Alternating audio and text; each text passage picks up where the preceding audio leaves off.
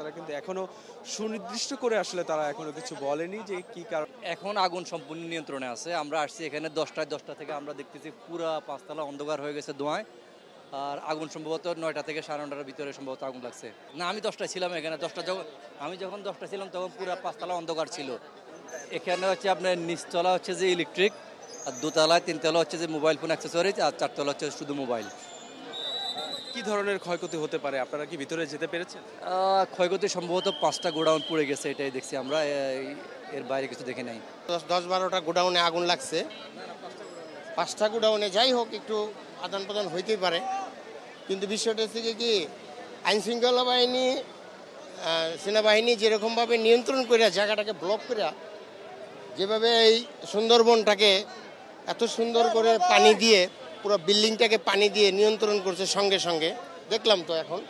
কিন্তু হয়তো ক্ষয়ক্ষতি হয়েছে, যদি নিচের তলায় যদি গোডাউন থাকতো বা কেমিক্যাল বা যে কোনো একটা মোবাইলের কাভারের যে দামি দামি কাভারের যে ফ্যাক্টরিগুলো, এই ফ্যাক্টরিগুলো যদি নিচতলায় থাকতো তো অবস্থাটা অনেক ভয়াবহ হইতো।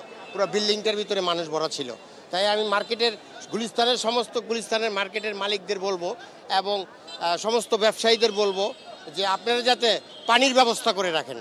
ওই 1 বালতি 2 বালতি না, এমন পানি ব্যবস্থা করে রাখতে হবে যে কোনো একটা দুর্ঘটনা হইলে আমাদের গুলিস্তান এলাকায় অনেক জাম থাকে, গাড়িটা আসতে সময় লাগে।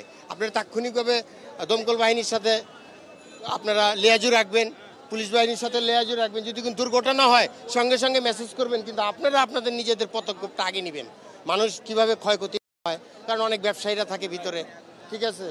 এখন যেরকম মনে করেন হয়তো দেখা জানি না, একটা ফ্যাক্টরিতে হয়তো 10-12-15 কোটি টাকার মালও থাকে, ঠিক আছে। উপরে আল্লাহ জানে তার কত ক্ষয়ক্ষতি হয়েছে, ঠিক আছে। একটা মানুষ যদি দুনিয়াতে চলে গেত তাহলে তো আর আসতো না, ঠিক আছে। এখন এই বিল্ডিংটার ভিতরে অন্তত 3 ঘন্টা পানি খালি ঝইরা পড়ছে, এত পানি দেওয়া হয়েছে যাতে বিল্ডিংটা কোথাও আনাইচা কানাইচা যায় তার আগুন লাগে, যাতে হয়তো বিদ্যুৎও লাগতে পারে, ঠিক আছে, বা কোনো গ্যাসও লাগতে পারে। কিন্তু অত্যন্ত পরিশ্রমের ভিতর দিয়েই, ঠিক আছে, কাউকে বুঝতেই দেয় না, আগুনটা নিভিয়ে দিচ্ছে।